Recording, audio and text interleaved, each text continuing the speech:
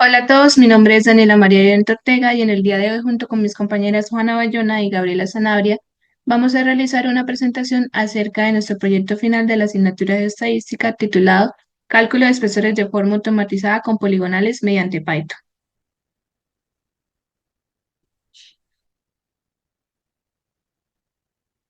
Para ello hemos organizado la presentación de acuerdo a la siguiente tabla de contenido, la cual contiene introducción, objetivos tanto generales como específicos, el marco teórico, la metodología, resultados, discusiones, conclusiones y referencias bibliográficas.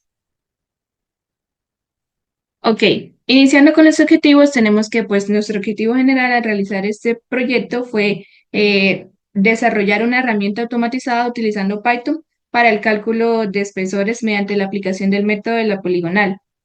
Para ello fue necesario implementar algoritmos en Python, lógicamente para automatizar el procesamiento de datos geológicos y topográficos necesarios para el cálculo de espesores utilizando el método de la poligonal, así como también mejorar la automatización implementando el gráfico representativo de los espesores y validar la precisión y eficiencia del método automatizado, comparando los resultados obtenidos tanto con el código como con métodos manuales tradicionales.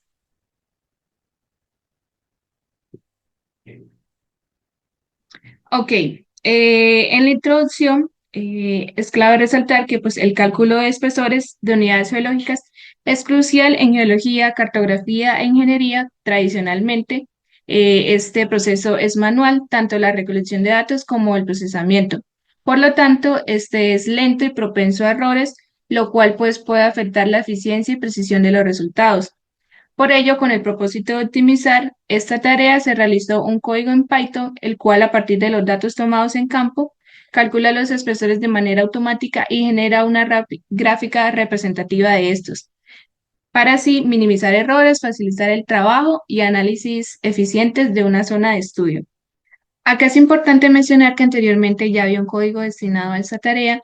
Sin embargo, pues nosotros, si bien no nos basamos completamente en ese, sí utilizamos algunas funciones, o bueno, sí lo utilizamos para definir algunas expresiones matemáticas que mostraremos posteriormente.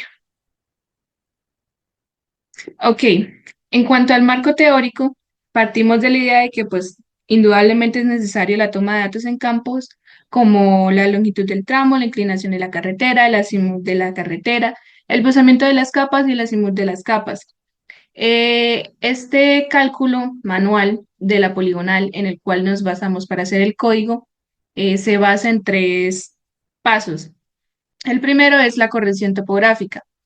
Eh, este cateto que vemos acá es el tramo sobre el cual estamos haciendo la poligonal, es decir, la longitud de ese tramo.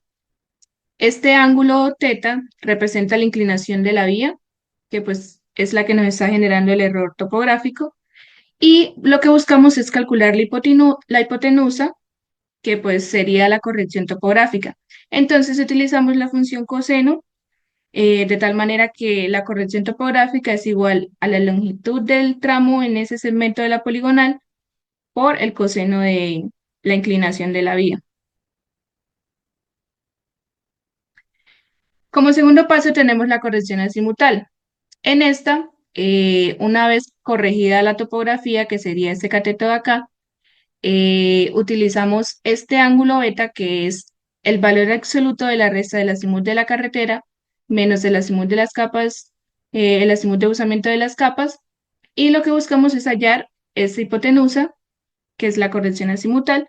Entonces, nuevamente utilizamos la función coseno, que pues nos daría que la corrección azimutal es igual a la corrección topográfica por el coseno de este ángulo beta. Finalmente, ya una vez calculada la corrección topográfica y la corrección azimutal, podemos hacer el cálculo del espesor de las capas. Entonces, esta hipotenusa, como vimos anteriormente, es la corrección azimutal. Ahora, este ángulo alfa ya sería pues el buzamiento de las capas. Y pues lógicamente lo que buscamos encontrar es el espesor, que es el cateto opuesto. De tal manera que ahorita pues podemos usar la función seno. de tal manera que el espesor va a ser igual a la corrección azimutal por el seno del buzamiento de las capas. Ok, ya pues en la parte de la metodología, más específicamente en cuanto a las herramientas, se utilizaron desde librerías, expresiones matemáticas, hasta funciones. En cuanto a las librerías, tenemos las principales que son NumPy, Pandas y Matplotlib. NumPy fue la biblioteca de Python utilizada para el cálculo numérico que nos permitió trabajar con diferentes funciones trigonométricas y matemáticas. Pandas, en este caso, fue la librería que nos permitió exportar los data frames, o en este caso las tablas, que pues contenían los datos de campo. Matplotlib, que fue la biblioteca que se utilizó para hacer el gráfico representativo de los espesores. Por otra parte, tenemos las herramientas de expresiones matemáticas. Estas son principalmente AZ2 que básicamente pues esta lo que hace es como convertir los datos de azimut de rumbo en ángulos euclidianos. En este mismo orden de ideas tenemos pi sobre 180, que pues básicamente lo que hace es convertir esos grados euclidianos a radianes. Y finalmente tenemos las funciones como caltic y values consum. Caltic fue específicamente la función que se utilizó para el cálculo de espesores, cuyas variables de entrada son L, la longitud de la vía, O, el ángulo de inclinación de la vía, C, el azimut de la carretera, D, el azimut de buzamiento de las capas y A, el azimut de las capas. Finalmente, values consum es una función de Python utilizada para realizar el cálculo de espesores acumulado. Ya pues pasando a la otra parte de la metodología, que es más que todo como un paso a paso, pues secuencialmente lo que se hizo fue lógicamente la toma de datos en campo, luego se digitalizaron esos datos y se guardaron en una tabla como un archivo CSV delimitado por comas UTF-8. Luego este archivo se subió al notebook de Google Colab, en el cual se tenía el código que pues se creó en Python utilizando pues las herramientas anteriormente mencionadas. Luego a este código lo que hicimos fue como hacer un porcentaje de error comparando pues los espesores calculados manualmente y los espesores calculados por el código. Y finalmente, pues realizamos el esquema representativo de los espesores, utilizando la librería Matplotlib. Ahora hablaremos sobre nuestros resultados, específicamente sobre el cálculo de espesores. En este punto ya tenemos nuestras librerías importadas. Ahora definiremos dos funciones que son ascarto y caltic, las cuales ya habíamos mencionado anteriormente. En cuanto a caltic, tenemos en primer lugar pues, las variables de entrada, después en un pequeño lugar donde especificamos un poquito de estas variables a nuestros usuarios para posteriormente convertir pues, estas variables a datos flotantes, esto para evitar errores o dañar el código en un futuro. Después de esto las convertimos con ascarto y pi sobre 180 para finalmente realizar pues nuestros cálculos aritméticos que nos van a arrojar pues E, que sería el espesor. Después de esto leemos nuestro CSV que está delimitado por punto y comas en el data frame pues que tenemos en pantalla. Después de esto se realiza el análisis exploratorio de datos. En un primer momento con punto info, pues para darnos información sobre nuestro data frame. Este nos dice que tiene 6 filas, 8 columnas, que no tiene ningún dato nulo y que solo en dos columnas hay tipos de datos flotantes, que sería respectivamente el longitud vía y el espesor manual. Después utilizamos punto describe para tener un análisis, pero un poco más estadístico de los datos. En este vemos el count que nos dice que todas las columnas tienen 8 valores, después los respectivos promedios, la desviación estándar, el máximo y el mínimo que nos dicen el valor más grande y el valor más pequeño de cada columna. Después vemos el cuartil 1, la mediana y el cuartil 3. Seguido de esto, pues añadimos una columna más a nuestro data frame. Esto pues siendo calculado en su valor por fila con la función caltic. En este caso vemos que utilizamos lambda.row y axis igual a 1. Esto pues para decirle que lea sobre cada fila específicamente. Y entonces así pues asegurarnos que los datos sean leídos pues con mayor detenimiento. Después de esto agregamos otra columna a nuestro data frame, esta vez pues con la función values_consum, pues que como su nombre lo indica, pues es una suma acumulada pues de los espesores calculados anteriormente.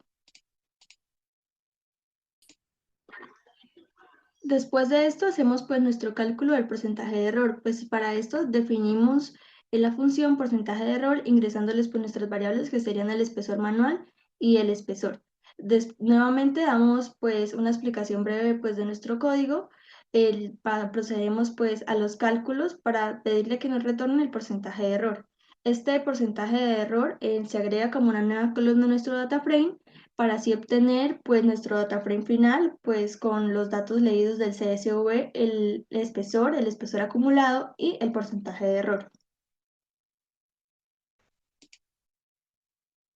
Bueno, continuando con la parte de la gráfica representativa de los espesores, iniciamos con la importación de librerías tanto de Matplotlib, Pandas y NumPy. Pasamos a la creación de la figura y el eje, en donde se utilizó plt.subplots para crear la gráfica y el eje, y para definir el tamaño se utilizó FitSize de 4,8 pulgadas. Luego pasamos a la definición de variables, en donde se definió la posición inicial, que es igual a 0. Se genera una lista de colores predeterminados, en donde utilizamos una galería de colores de Matplotlib que se llama Wisteria, y el punto resample nos genera colores diferentes en cada tramo de la gráfica. Luego pasamos a la creación de unas listas para manejar los elementos de la leyenda, handless list y label list. Pasamos a la creación de los segmentos apilados de la gráfica. Iniciamos con for y inRange, que itera sobre las filas del data frame. Primero, en la primera línea, pues va a pedir al usuario el nombre de la unidad. En la segunda, asigna el color único para cada segmento. Y en la tercera, dibuja un segmento de la barra vertical con la altura, la posición inicial, la etiqueta, color y el borde negro. Y en la cuarta se actualiza sumando el espesor del segmento recién graficado, preparando para la posición del siguiente segmento. Continuamos con añadir el texto dentro de cada segmento. El AxText nos añade el texto al lado derecho del segmento. Uno es la coordenada en X y post guión al piso Y es igual pues a la posición inicial menos el espesor punto y log dividido en 2. La posición inicial pues representa la posición acumulada desde la base hasta la parte superior del segmento actual, y lo segundo es la mitad del espesor del segmento actual. Lo resta esta cantidad a esta posición inicial y posiciona el texto en el centro vertical del segmento. Y por último, label es, pues, pone el texto ingresado por el usuario. Bueno, continuamos con la creación de los segmentos apilados. Como lo mencioné en las listas anteriores, cuando se crea un segmento en la barra, se guarda en la lista handless list y una etiqueta se guarda en label list. Pasamos a invertir el orden de las listas, ya que queremos simular como una columna estratigráfica, es decir, que el primer nombre que se ingrese es de la primera unidad, es decir, vamos de base a tope. Y luego se personaliza la gráfica, elimina las marcas del eje X, agrega una etiqueta al eje Y y agrega un título a la gráfica, como podemos ver en esta parte del código. Bueno, pasamos a una leyenda personalizada con ax.legend, que crea pues nuestra leyenda con handles y labels, los elementos y las etiquetas de la leyenda, title, pues el título. Luego pasamos a la ubicación fuera de la gráfica y al anclaje en la esquina superior. Y por último, en el eje Y, en donde la primera línea tenemos que convertir los espesores a un arreglo de NumPy. En la segunda, calcula las posiciones acumuladas en cada segmento. En la tercera, colocar marcas en el eje Y en las posiciones acumuladas. Y cuarta, etiqueta estas marcas de valores en metros. Y ya, este es el resultado de las gráficas. Esto es un ejemplo, pues con los datos que utilizamos en este caso, grafica los deltas de una misma formación, en este caso tablazo. Pero pues quisimos hacer como un ejemplo utilizando los mismos espesores, pero a forma de pues representativa como para ver otro uso es de graficar los espesores de las formaciones. O sea, en este caso, bueno, Floresta, Jordán, Girón, pues a modo de ejemplo. Ahora hablaremos un poco sobre nuestras discusiones. En primer lugar, tenemos pues nuestro data frame ya formado con nuestro CSV ya leído y en las columnas de espesor, espesor acumulado y porcentaje de error, que fueron calculados con Caltic, Valipscum y el porcentaje de error. También tenemos en nuestra gráfica de espesores, en este caso con la formación tablazo. Además de esto, tenemos que pues este proyecto contribuye pues a la formación científica de los geólogos al facilitar pues el análisis sobre los procesamientos de los datos obtenidos en campo. Además, tiene pues un segundo aporte que es que puede calcular de forma gráfica pues espesores de formaciones completas que ya conozcamos. Otra parte de la discusión es la comparación con el código ya existente, en este caso de en Goyes y Mantilla. Tenemos que las variables de entrada pues, del código de Goyes y Mantilla no son muy claras, son poco legibles y puede causar diversas confusiones. En comparación con nuestro código, pues realizamos operaciones similares, pero al fin y al cabo diferentes. Y pues algo que resalta es que nosotros no utilizamos el azimut de rumbo de las capas. Además de esto, pues cabe resaltar que nosotros utilizamos en datos de campos reales y ellos utilizaron pues datos en aleatorios. En cuanto pues a la lectura del CSV, vemos que pues se da normal y pues se recalca de nuevo que pues ellos tienen en la columna del azimut de rumbo de la capa, la cual nosotros no tenemos. Y pues nosotros tenemos el espesor manual, pues que fue calculado porque nosotros sí tenemos el porcentaje de error, cosa que pues ellos en este caso no tienen. Después de esto se hace em, el cálculo pues del espesor. Vemos que este se realiza normalmente. La única diferencia es que nosotros pues como hemos dicho anteriormente utilizamos el lambda.row y el h es igual a 1. En cuanto pues al values consume para el espesor acumulado es exactamente igual. En otra diferencia pues que vemos son los porcentajes de error. En este caso pues ambos fueron alimentados con el mismo tipo de datos y tenemos que pues el porcentaje de error de nuestro código es bastante bajo a comparación pues el porcentaje de error que puede tener el código de Goyes y Mantilla, que dan pues valores superiores a 1 y otros muy cercanos a 1. Bueno, ya para finalizar, en las conclusiones, pues tenemos que la implementación de este algoritmo para procesar los datos, en este caso en nosotros campo uno de manera más automatizada, pues optimizó mucho más el tiempo y minimizó los errores que pues obtuvimos en los métodos manuales tradicionales, como mencionamos anteriormente. Además, al implementar el porcentaje de error, mostró resultados muy satisfactorios, ya que el porcentaje fue muy mínimo, evidenciando por la precisión que logramos con este algoritmo. Y ya por último, pues al elaborar la representación visual de los resultados mediante pues los gráficos representativos, que fue pues el gráfico de barras apiladas para mostrar los espesores, pues esto facilita mucho más la interpretación de los datos para los usuarios. Estas fueron las referencias que utilizamos y muchísimas gracias.